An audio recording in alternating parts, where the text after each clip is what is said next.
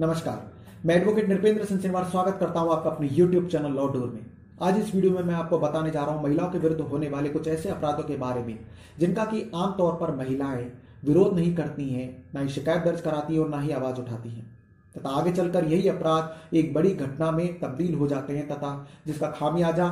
उस महिला या स्त्री को भुगतना पड़ता है जिसके विरुद्ध यह अपराध कारित किया जाता है। भारतीय दंड संहिता में महिला को घूरना या उसका पीछा करना या उसे सेक्स अपील मानना या फिर किसी महिला या स्त्री को अश्लील साहित्य, पॉर्न दिखाना या अश्लील पिक्चर या चित्र या वस्तुएं भेजना, ये सभी संज्ञेय अपराध की श्रेणी में माने गए हैं, कॉग्निजेबल ऑफेंस की कैटेगरी में माने गए हैं।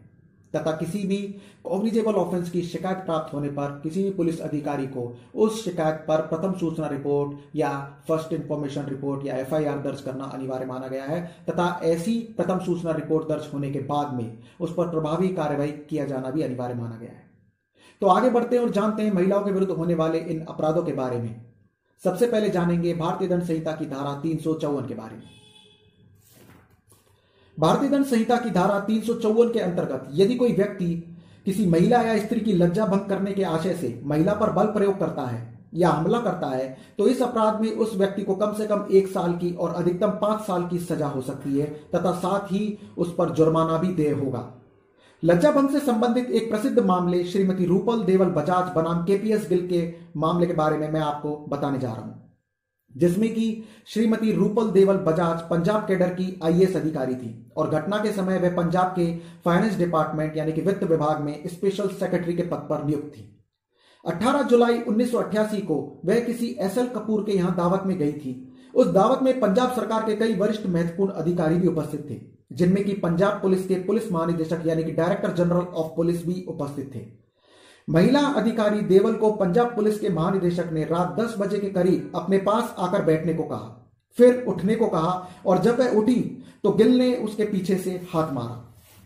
इस पर महिला अधिकारी देवल ने गिल के विरुद्ध जुलाई 1988 को IPC की धाराओं में एक मुकदमा दर्ज करवाया और बाद में इस मुकदमे पर कोई प्रभावी कार्रवाई न होने की वजह से महिला अधिकारी देवल ने ऑनरेबल सुप्रीम कोर्ट की शरण ली। ऑनरेबल सुप्रीम कोर्ट ने सभी तथ्यों को ध्यान में रखते हुए director general of police Gill के विरुद्ध IPC की धारा 354A और 509 के अंतर्गत मामला बनना पाया तथा संबंधित मजिस्ट्रेट को आगे कार्रवाई करने के निर्देश भी दिए। आगे चलकर इस मामले में director general of police KPS Gill को 3 महीने का कारावास भी हुआ। यहां यह भी देखने वाली बात है कि कोई भी महिला व्यर्थ में ही अपने चरित्र को दांव पर नहीं लगाएगी, इसलिए अक्सर स्त्री की लज्जा भंग के मामले मिथ्या नहीं होते हैं। लज्जा भंग के मामले में व्यक्ति को यह जानकारी होना ही पर्याप्त है कि उसके इस कृत्य से किसी स्त्री की लज्जा भंग होना संभव है। धारा 354 के अंतर्गत किसी महिला को जबरदस्ती खींचना या उसके सामने निवृत्त होना स्त्री की लज्जा भंग करने के कृत्यों में आता है, या किसी महिला का दुपट्टा या साड़ी हटा देना भी लज्जा भंग माना जाता है। अब जानते हैं धारा 354A भारतीय दंड संहिता के बारे में। धारा 354A के अंतर्गत यदि कोई व्यक्ति किसी महिला से शारीरिक संपर्क के प्रयास करता है या किसी महिला से लैंगिक स्वीकृति या सेक्स करने की मांग का अनुरोध किया जाता है या फिर महिला को पॉर्न, अश्लील साहित्य या तस्वीरें भेजता है, या तो ऐसी स्थिति में उस व्यक्ति को 3 वर्ष की सजा होगी और जुर्माना भी किया जाएगा। और यदि व्हाट्सएप या सोशल साइट के जरिए अश्लील तस्वीर या मैसेज भेजे जाते हैं तो उस स्थिति में भी उस व्यक्ति को 3 वर्ष के कारावास और जुर्माने की सजा हो सकती है। अब जानते हैं धारा 354B भारतीय दंड संहिता के बारे में।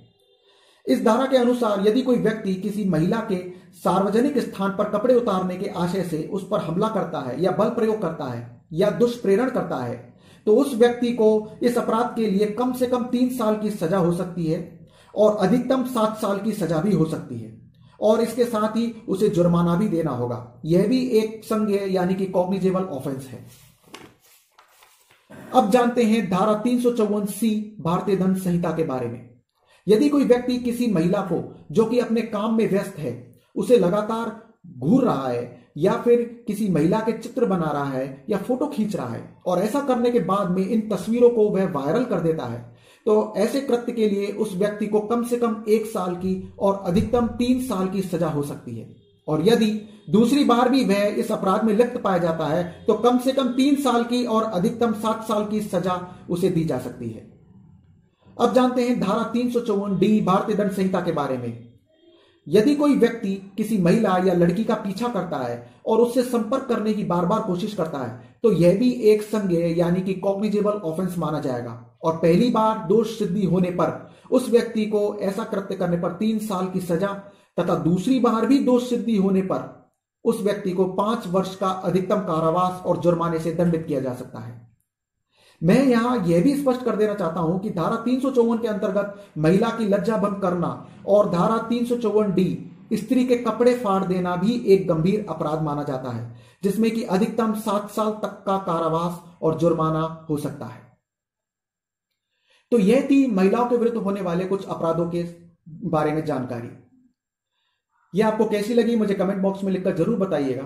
तथा साथ ही मेरे इस चैनल को भी आप सब्सक्राइब करें, जिससे कि मेरे आने वाले लेटेस्ट वीडियोस के बारे में भी आप जानकारी प्राप्त कर पाएंगे तथा साथ ही इस वीडियो को भी आप शेयर और लाइक जरूर करें, जिससे कि किसी अन्य तक पहुंचे और वह भी इस जानकारी का लाभ प्राप्त कर पाए, कानूनी प्रावधानों को समझ पाए। तो मिलते हैं एक और नई कानूनी जानकारी के साथ अपने अगले वीडियो में। नमस्कार।